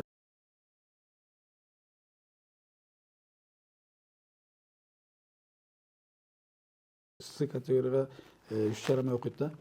Толук окудумбу, анан толук вождениеге чыктым десеңизчи, алар чыккан эмес да. Анан кийин эмнеге мен бирөөнү айыптаган эмес, бирок ошол келип туруп бизге келип туруп экзаменден өтө албай адам санын көбөйтүп атат да. Ошол жагын биз карашыбыз керек да. Мына Кудай буйрса ошого биз мен угуп жүрөм мисалы. Мына Америкадан биздин кыргыз балдар барып, Европадан, Япониядан жанагы айдоочулук көлүктү алып атышат. Алар дагы экзаменден кайра кулап атат. Экзаменди 2 жыл бою ошол айдоочулук көлүк ала албай кайра баргандарды ошондой мисалдарды айтышат. Бул нормалдуу практика бул. Кээде 10 жылда ала албагандар бар экен. Бул нормалдуу практика. Мен баягында окудуңуз, Германияда бир аял 40 жыл ала албай акыры алыптыр, туура эле? Ооба. Эми баягы өтө албаган, эми ал өзүнүн проблемасы, аны жөн эле коюңуздар, бирок кандай дейин десем, ошол өтө албагандарды эсепке алуу менен сиздер жанагы автодромдун талабын, ал жердеги инструкторлордун санын, ал жердеги парковканын санын эми көрдүм ал жердин. Мисалы ошону кандай кылып сиздер көзөмөлдөшүңүздөр керек беле дейм да. Автодромду мисалы макул эми. Сиздер эми мындай кылыпсыздар да. Баягы экзамен ала турган жерин өзүңүздөргө алып алыпсыздар. Биз деп. Эми экзаменаторлоруңуздар жетишпейт экен биринчиден. Экинчиден баягы материалдык жагын өздөрүнө илип сиздердин аркыларга автомектептерге сен автодром менен камсыз кыласың, сен машина менен камсыз кыласың, окутасың, алып келесиң, биз экзаменди алабыз, мына жерден тестти. Анан вождениеден экзамен алабыз деп эң оңой жерин алыпсыздар, бирок ошону дагы эптей албай атпсыздар да. Жок, аны эптей албайт, эптеп эле келип атабыз. Маселен азыр эмнеге уксаңыз, бизде мындай бул токтом менен бул целый положение иштелип чыкканда, өзүнчө токтомдо чечилип кандай негизде болорунчу. Бул жерде комиссия түзүлөт, комиссияны эсептеп разработка кылып чыгарат бул нерселерди. Баарын эсептеп чыгып разработка кылып чыгарган нерсе да. Маселен мына теорияда, теоретический экзаменде эч проблема жок азыр. Сонун биз азыр жакында мына ушул жетекчилик менен дагы кат түрүндө кайрылдык, өздөрү менен да сүйлөшкөнбүз.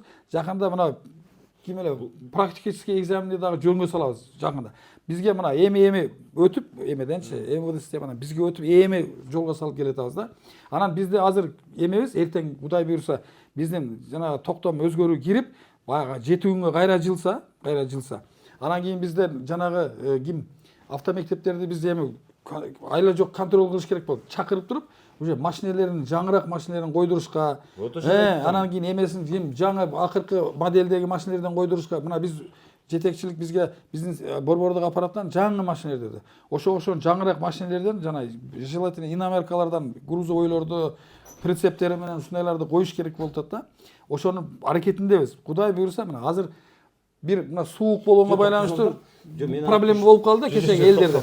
Бул бир эле күндүк нерсени болуп атат. Атак постоянно мындай эмес. Азыр сиздер мындай башаламан болуп атат. Азыр сиздер айтып атасыздар. Автодром площадка менен камсыз кылуу. Ал жердеги ошол айдоого чыга турган машиналар менен камсыз кылуу, анан окутуу бул автомектептердин мойнунда деп атат. Ал үчүн алар акча төлөт да. 22 миңден акча төлөт да. Ооба. Эми ошонун ичинде алар кылыш керек эле да. Ооба. Мен ошон үчүн баягы лицензия жөнүндө сураганым ошол. Лицензияны алып коюуга, аларды текшерүүгө, көзөмөлдөөгө укугуңуздар барбы, жокпу деп сураганым. Эгерде боло турган болсо, сен мына талаптарды аткар. А эгерде ошол автодромун күчүң жетпей турган болсо, өзүң ала албасаң, анда экөө-үчөөң биригип бир сообщество болуп туруп болсо дагы бир чоң автодромду алгыла. Жерди арендага аласыңарбы? Биз ал менен башыбыз оорубайт. Болбосо, убактылуу азыр бизге экзаменге эч кимди жөнөтпөйсүңөр. Дегендей мисалы, же болбосо биз лицензияңды анда кайтарып алабыз, жабабыз дегенге чейин барыш керекпи дейм да. Сиз айткан туура. Биз сүйлөшүлүк, булар азыр директорун чакырып ошол эшикти ача албайсы керек. Ошол жердин директорлору 5өө биригип туруп ошол жерди жасаган. 5өөнүн мойнуна алган. 5өө алып туруп, ошол жерде машина менен обеспечить кылабыз, автодромду обеспечить кылабыз деп баарын мойнуна алышкан. 5өө договор түзүп өздөрүнчө келишим түзүп, ушуну даярдашкан. Даярдап, мына кыш мезгилинде баягы кар жаап, башка болуп туруп, мындай каралбай кетип атат да күндөн күнгө. Анан мына кыштын суугуна байланыштуу, баягы кар жааган, аябай тайгак күндөрү мындай кыйналды да балдар. Мындай да өз мыйзамда, маселен, мен инструктор болсом, сиз ким курсант болсоңуз, сиз машина айдап кетканыңызда бирөөнүн удай бетин арасын бир жерди сүзүп алсак, масаңсаңыз, сиз эмес, мына инструктор жооп берет да. Ошондой мыйзам. Кана эле андай болсо. Ошондой, мыйзам ошондой. Анан ошонун негизинде бул тайгактарда этет да азаздан мындай көпчүлүктү ала албай, азаздан болгон үчүн кече сизге кар жаап болуп, ошон үчүн 2-3 күнгө топтолуп калды да. Анан ошого биздин элдин чыдамы кетип туруп эле баягындай кылып туруп ызы-чуу кылып атат. Жок, бул 2 айдан бери мага аябай көп эме келип атат. Кыш мезгилинде ошондон бери кар жаап атпайбы? Ошо кар жааган күндөр мына 4 күн, 5 күнгө чейин аркага чозуп атат. Маселен, күнүнө маселен, ошо мен айткан 48 адамды ала турган болсо, атак эме ал кар жааган күндөрү жок дегенде 20, 25, 30 адамды алып калып атат да. Анан мына жерде 48 эле адам эмес, өзү ал монитор боюнча 48 алыш керек. Бирок биздикилер эч качан 48 эмес, күнүнө жок дегенде 60тан жогору алышат да. Аракет кылып ушу элди жөнөтөйүн депчи. Демек сапат өлүп атат анда. Элди 60ка жеткириш керек, элдин аз айтыш керек. Жок, ал кайсынын эсебинен жигиттер, биздин кызматкерлер саат 5-те токтош керек, 5:30-да. 6:30-гача караң киргиче алып атат. Чтоб элди эмесин эме кылбайын деп. Баягы күндөрү, мына сизге жалган болбосун, баягы күндөрү адам ушунчалык көбөйүп кеткенде, ишемби күндөрү, жума жекшемби күндөрү суранып балдардан, ушу элдин эмеси барат. Жетекчиликке чыгып мен сурандым. Ошол 2 күнгө алайлык, 2 жума деп туруп, 2 жума катар алып азайтты кылып. Азиз мырза, мындай кылалы. Мына сиз жетекчисиз. Ооба. Сиздер эрежени иштеп чыктыңыздар, иштеп атасыздар. Ошол эреже аткарылбай атат азыр. Мына автодром боюнча автодромдун талабына азыр барсаңыз, анын ортосу мусоркана экен. Анан жанагы эмеси парковкасы кичинекей экен. Ошол жердеги баягы бетонный блоктор турат, жана дубалдар. Ошону наркы жака жылдырып, ичин кеңейтип, баягы жолго машина койбой турган кылып, жандагы жителдердин жанагы жинин келтирбей турган кылып, ал бир маселе. Аны өздөрү чечиш керек экен, макул. Ошону талап кылбай атасыздар. Экинчи, автодромдун шарты боюнча, мисалы сиздер автодром, мына автодромду апарып көрсөтүп койду, сиздер макул, ушул жер автодром деп коюп келе берип атасыздар. Жок, ал жерде жок дегенде, мына туалетиңди бир жакшынараак кылып койчу, уят эмеспи деп, мисалы бир мужской туалет өзүнчө, женский өзүнчө, кол жууа турган жери өзүнчө, мындай бир навес жок дегенде бир отура турган зал, күтүү залы, анан биринен кийин бири кирип дегендей бир иреттүүлүк болуш керек да. Ал жерде карасаңыз малдай жүрөт адамдар короодогудай. Биз Анан ошону сиздер азыр суранып эрежени иштеп чыктыңыздар, бирок ошол өзүңүздөр иштеп чыккан эрежени өзүңүздөр талап кылып аткарта албай атпайсыздарбы? жок, биздин эмеде, биздин милдетте ал жерде эме боюнча 3 эле этап эменин ичинде алынат. Автодром калганы реальный көчөдө алынат да. Көчөгө алып чыгып кетебиз биз. Ал жерде ошол 3 эле нерсе. Бирок ошол автомектептерге ошо 5 биригип жасаган жерде биз талапты койгонбуз. Суранышты кылганбыз. Бардыгы жок. Биз кече жакында алып атпайбыз, бул биздин эмеге өтүп атпайбы системага. Булар бизге подчинениеге. Эми мына кышын жаз келсе бар жоон жасап беребиз. Кышында эч нерсени кыла албайбыз деп туруп арка сүрүп атпайбы. Эми биз мындай да колубуздан келишинче аракет кылып атабыз. Жок, мындан карасаңыздар. Эми ал жер биздики эмес үчүн алар өздөрүнүн хозяйнчилик этет да, эми бир нерсе деп аларга башына бир коюп, муну кыл дешке акыбыз жок да, эми кыла албайбыз. Жок, себеби кыла албайбыз. Акчаны алар алып атса элде. Ооба. Анан ошону барып туруп ким кече чогулуштарда айттым эмегечи. Ошол жерде турган элге түшүндүрдүм. Ушул талапты автомектептен окуган жериңерден силер акча төлөдүңөр. Талап кылбайсыңарбы деп. Жок, аны эл талап кыла албайт да. Эл бечара болуп окуган жеринен талап кылыш керек. Эми эл азыр андай эмес. Эл коркот, жанагы мен барып кана эмне болду арызданып аттыңар десең, кой деп үркүп качышат. Себеби биз барып жакшынакай түшүндүрүп, бардык иштерди жүргүзүп койдук эле да. Себеби ал жердечи мындай да элди эмедеш кыйын го. Элдин оозунда элек жок дейт. Ар ким ар кыл характер менен ар түрдүүсү бар. Жок, кээ бирлер мындай экен да. Бизде бир жерде мындай болуп атат да. Мен биринчи бүтүрүп кетейин, өзүм мүмкүн. Бул кечеге өчүртө тургандарды карап айтат да. Ушинтип анан ошол недоволен болгондор сиздерге арызданып, бизге арызданып ушундай кылып атат да. Эми биз аракет кылып атабыз, колубуздан келишинче. Азиз мырза, мындай бир мыйзам ченемдүүлүк бар да.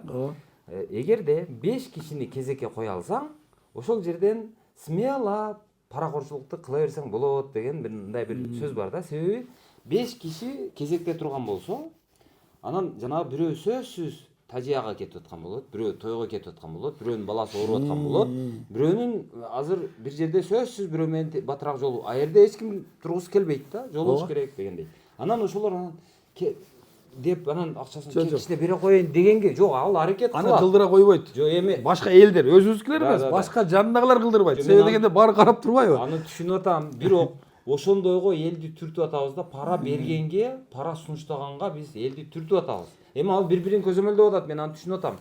Ошон үчүн азыр берки инструкторлор ал элек. Азыр албайт дагы. Бир аз эле жанагындай болгон болсо башталат ал жерде. Жок, Кудай сактасын. Алар мындай эмеден өткөн эстүү жакшы жигиттер, алар андайга барбайт. Намаз окуган балдар. Анан эмесин айтайын, Ыдырысым мындай да. Кечеги эмени чечип койдук маселен. Мына бүгүн күнүгө жүрүп атпайбы? Күндүк бир күндө Москва курулган эмес да. Бүгүн эртең бүрсү күнү бардым аяктап жакшынакай кылып коебуз. Карап турасыз, кийинки жолу сизге бирөө чалып эме деле кылбайт. Себеби дегенде биз буга чейин деле аракет кылып келдик. Эми кээде мындай айрыкча понедельник, вторник күндөрү суббота базар болбойт да. Топтолуп калып туруп ошол күнү ызычы болот да. Азыр бүгүн барсаңыз тынч да азыр. Эртең барсаңыз да тынч, бүрсү күнү барсаңыз да тынч. Дүйшөмбү и вторник күнү, понедельник, вторник күнү. Баягы суббота базар топтолуп калып туруп анан барат да. Баардыгы барып туруп анан кийин биринен бири өчүрүп талашып анан ызычы болуп туруп, баары жерде нерви кетип туруп анан кийин нервиштеп туруп анан бизге чалып, анан мага деле күнүгө канчасы келет. Түшүндүрөм, айнанайын, алтыным мондой болот. Туура түшүнчү, балдар эми экөө мындай да физический возможность барынча алып атат. Мен ошону айтып атам. Күчүн жетишинче. Жок, аларды анчалык кыйнап не кереги бар аларды мучить этип. Дагы бир 2-3 адам алсаңыздар эмне болот? Сиздер 2-3 адам коммерческий дейсиздер. Сиздер мындай кирешелүү тармаксыздар. Сиздер мамлекетке киреше дагы алып келип атсаңыздар керек азыр. Эми ошол кирешени алып келип аткандан кийин сиздердин максатыңыздар киреше алуу эле эмес да, элди тейлөө да. Раз ошончо баягы эмени жанагы элдин ишин монополия кылып өзүңүздөргө артып алгандан кийин, демек аны ошол жерге мисалы бир А категорияга бирөөнү, Б категорияга бирөөнү, дагы башка категорияга дагы бирөөнү алып мынчалык адамдарды жанагы биз кайрылганбыз. Акчаны ошол жактан эконом кылбай эле койсоңуздар болбойбу? Буга чейин бир эле адам успет эткен да. Эми уже 2 адам болду. Анан мына кечеден баштап 3 адам болду. Эми биз кечегиде кайрылганбыз жетекчиликке. Жетекчилик кайрылдыгыла бизге 2 штат берип атат жакында. Мына 2 штат берет деп бизге эме кылды.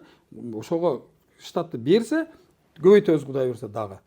Азыр биздин возможностубуз барынча азырдан бир күндө кура албайбыз деп барып нерсе. Бир күндө эле төртөөнү жөнөтүп берсем, бул жерде жумуш токтоп калат да. Ошон үчүн бул жерде дагы жабуусуз керек. Биринчи, экинчи, үчүнчү смена иштейбиз бизчи. Түнү круглая сутка, обед жок бизде. Ужин деген жок. Жок, анан эмне үчүн анан сиздер эмне бүт регион боюнча монополия кылып алдыңыздар? Регион боюнча эмне үчүн мисалы ноокаттагы жанагы эме келип автомектепте окуган адам же болбосо тиги чоң алайдагы келип ушул жерден экзамен тапшырып ушул жерден алыш керек. Эмнеге мынтип борборлоштуруп атасыздар? Мен түшүнбөдүм. Чоң алайдыкы алайда бар. Алай өзү алат. Мына Кара Суу менен Ноокат жакында ачылды да.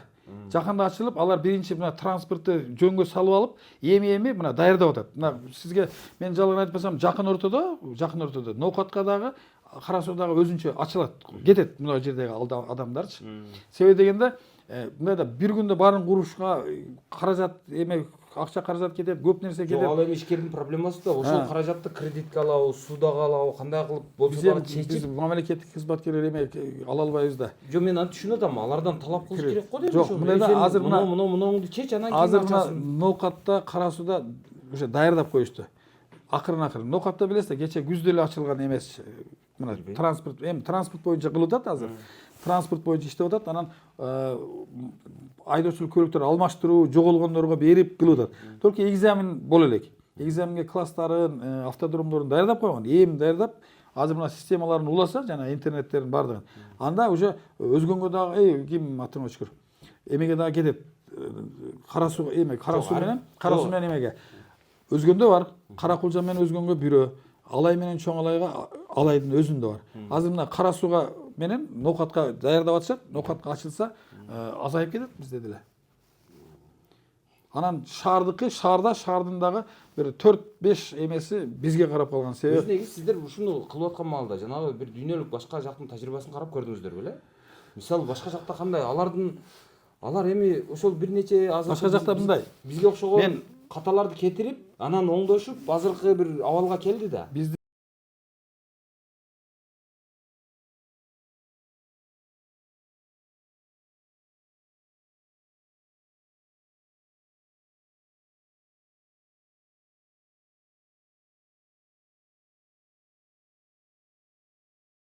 да ошол системада кылабыз деген ойлор бар да. Биздин президентибиз дагы эме ал дагы күчкө кирип уже башталды. Президентибиздин айткан эмеси бар. 40 районда 40 мамлекеттик автомектеп болот деп. 40 автомектеп, 40 жанагындай мындай дүйнөлүк эмеге туура келе турган, стандартка туура келген эмелер автодромдор курулат. Азыр видимо менимче эмеде уже Бишкек жакта райондордун бирөөсүндө уже башталды да жанагы сон куруп атат го. Сонго кошуп туруп, сондун 4-5 этажын уже именно мына ким ушундай айдоочулук көлүк берүү жана транспорт каражаттарын каттоо, кайра каттоо боюнча бөлүм ачып туруп ошол жерге, ошол кылып, ошол жерге автомектебин дагы кошуп бере турган кылыпчы. Жанагындай мамлекеттик автомектептер болот жакында. Мамлекеттик автомектеп бул деген институттардын деңгээлин жакшы окутуп, качественно окутат, бардык эме шайкеш келет эмелеричи, транспорттары менен баары менен обеспечить кылат. Ал жерде деген жана 50 сааттык вождениелерин да кылдырат, как положено болот. Кудай буйрса баары жакшылыкка келет. Бирок убакыт керек болот, аздан. Биздин мына жетекчилик кече жакында менин угушум боюнча мына Өзбекстанга уже эме даярдап атышкан, кат жөнөтүшкөн. Өзбекстан добро берип, пожалуйста келсин ушундай деген болсо, через консулство. Анан Өзбекстанга барып, Өзбекстандыкынан биз көрүп, ошондой кылып тип ошого окшотуп жасайлы дегенчи. Неге Өзбекстан? Себеби дегенде биз жакыныраак да эмеге ким башка жакка алыска баргандан көрө. Анан Өзбекстан деле кечеги бизге окшоп эле советтик мамлекеттен бөлүнүп чыккан эме. Анан аларда бир менталдык жагынан, же болбосо бир тажрыйба жагынан, же экономикалык жактан, же билими жагынан бизден өтө эле бир ат чабым алыска кетип бизге үлгү болуп кала турганчалык деле деңгээлде эмес болсо керек деп ойлойм да мен. Өзбекстан жакшы күчтүү. Мындай ал жерлерде мындай мамлекеттик да, биздики да эми мамлекетке өтүп атпайбы? Алар мамлекеттик болгондагы алардын автомектептери мамлекеттик, анан мамлекеттик автодромдор ал жерде сиз айткан жанагындай вождениеге чыга турган автодромдо кеминде жеңил машинадан бир 10, жалган айтып койсом 5тен грузовойдон 5тен ар биринен 5тен машина турат. Алардыкында эмеге компьютерди алат. Эмени экзаменде ичинде орнотулган жана өзүнүн аппаратурасы. Сиз өзүңүз келип өзүңүз айдайсыз. Компьютер эси туура эмес айдасаңыз, сизди туура эмес, мына жерде ката кылдык, мына жерде ката кылдык деп компьютер өзү сизди оператив кылат. Экзамен тапшырганыңыз ошондой аппараттарды алып келген аларчы. Эгерде сиз ал жерден бир жерден туура эмес чыгып кетсеңиз, машина өчүп калат. Баягы авария кылып жүрбөс үчүнчү. Өзү автоматический тормоз деп ушундай системаны киргизген алар. Анан алып келиптир да. Алып келген. Ошону биздики көрүп бизде алып келели деп атат. Анан дагы бир эмеси, ал жерде маселен примерге. Ошондо азыр качан чечилет эми бул маселе? Мен билгенден. Маселен Андижан облусунда облус боюнча бир эле жерде экзамен тапшырат. Экзамен бар го азыркы. Бардыгы келип туруп, алар электрондуу эме менен онлайн очередь алат. Кайсы убакта келсе ошол убакта экзамен тапшырып, анан общий бир жерден барып экзамен тапшырып права алып келет да. А бирок региондорунда жана мен айткан замена, утерия ушундайларды иштей берет да. А бизде дагы мамлекет уже мына эме берди, кече былтыркы жылдан башталдык, мына күздөн баштап. Мына эме мына Кудай буйрса сизге жалган болбосо 1 жылга жетип же 2 жылга жетип жетпей бизде да куд ошол системага келебиз Кудай буйрса. Элдин көйгөйү да чечилет. Азыркыдай проблема да болбойт. Уже башталды, мына 2 машина берди бизге. Жаңы салофаны менен турат, көрдүңүз да. Автомат коробка. Жеңил машинадан маселе болбойт атат. Ал жерде чоң баягы С1 деген эмелер категориялар боюнча мисалы портер жок экен. Портер бар. Жаңы портер бар. Бир портер турат. Азыр ошого инструктор жокпу, неге ошону кайра айтып атышты? С1 деп. Мындай да, ким жок, эмен айтам. Автодром. Автомектептер бизди колдош керек эле да. Биз аракет кылып суранып атабыз. Мына азыр деле сыртта азыр кире албай турса керек. Канча сурандык да. Айнанайын. Беш өңөр биригип туруп бир жакшы машиналарды коюп койгулачы, бир 2ден, грузовойдон 2өнү, башкадан 2өнү кылып алып койгула депчи. Суранып атабыз. Анан хорошо дейт, алып келет. Алып келген машинасы, эми чынын айтайын, бизде бир да автомектепте маселен 15-жылкы же 2020-жылкы машина жок да. Бары Союздун машиналары да, ЗИЛ илгерки турабы. Ошону современный машиналарга алмаштыралы, алып келип бергиле, ушундай койгула, өзүңөрдүн курсанттарыңар оңой өтөт. Алар жерде гидравлика, автомат, грузовой болсо деле. Сонунда азыр мына жеңил машинада кандай болуп калды? Автомат машинада жаңы машина берди биздин борбордук аппараттан. Мына жеңил өтүп атышат. Эми ошо грузовой менен жана сиз айткан Е менен, С-Е менен С1 дегендер калды да. Себеби дегенде С-Эде эмне көйдөт? Элдин баары Европа жака баягы фура айдаганы бүт бардыгы уклон ошого кетти. Баары ошого окутат. Мына жерден даярданып, теориядан өтөт, практикага барып туруп, баягы өмүрүндө айдаган эмес деп чоң фуралар, полуприцептер. Ошодон жыгылып атат, кайра ошого көбөйөт. А С1 дегендер дагы жанагы портер айдагандар. Жанагы эмне дейт? Мурун категориясы С болгон, С1ди кошуп алайын деп. Ал жөн эле бул жерде теорияга кирбей, жөн эле экзамен берет. Ошентип көбөйүп кетип атат да. Жок, эми элде муктаждык бар да. Муктаждык бар, мен аракет кылып атабыз. Кудай буйрса, мен сизге сөз берем, мына жазга чейин азыр деле уже бүгүндөн баштап мына 3 иштеп атат. Эртең бизге штаб берсе 4-өөнү кылабыз. Сиз өзүңүз барып көрсөңүз байкадыңызбы? Бар дегендей адамдарды кордогондой эле болуп атат эми. Ачыгын айткандачы. Эми кордогондой да эмес, эми элде мындай эме жок экен да, мындай түшүнбөйт да, мындай маселен бүгүн мына мынча адам ала алат экен, ушунчабыз калабыз кетели дебейт экен да. Баары эле чуркап баары эле мен биринчи өтүп кетейин, мен биринчи өчүп дегенди чыгарып алыпсыздар азыр. Жок, биз чыгарбайбыз аны. Бизге тиешеси жок. Ал өздөрү сизге бизге окшогондар, экзамен тапшыргандар өздөрү жок, мына жактан кат түрүндө жазып алып атышат экен. Мен аны түшүнүп атам. Мына жактан кадимкидей мына мисалы ошол инспекторлор өздөрү эле кана жанагы кезегиң барбы? Мына жактан өтүп келген. Ошонун негизинде эле алам деп койгон болсо эле өлдү эле. Ошон менен бул жака келиш керек экен, жанаганы алыш керек экен деп. Же ошол жерге бир робот коюп койсоңуздар, ошонун негизинде эле бир терминал менен эле иштешиш. Бул талап дагы каралып атат. Жакында аларга дагы электронный очередь кылабыз, Кудай буйрса. Эмегечи практический экзаменге да. О электронный очередь болсо анан ошого карап туруп жеңилдеп кетет. Бирок бул көйгөй мурун жок болчу да. Бул жакында эле мына кече бир 2 ай болду. Ушул көйгөй башталды. Мурун билесизби? Мурун практика жөнүндө эч ким ойлонбойт, ишинде эле жок эле. Себеби спрос жана көбөйүп, жана 10 күндүк, 3 күндүккө жылгандан кийин адам көбөйүп кетти да. Көбөйүп кетти, анан мындай физически успевать этпей калды да балдар. Физически успевать кылды. Анан ар эки күндө эле чуркап барып өзүм деле кошо айтып деп кайра келем, бул жакта кел, бул жакта кылгыча, ал жакта да болот. Бирок азыр мына үчөө иштеп атат. Бирок башка региондон жазбай атышат. Негедир ошо Ошту көп жазып атышат? Ош центрда. Маселен, башка райондордо мисалы Баткен же Нарын же Көл же жанагы алардын статистикасы менен биздин статистикасы өтө көп. Маселен, Баткен менен Жалал Абадтан көпчүлүгү келип бизде окуйт го. Студенттер, башкалар бүт бул жакта окуйт да.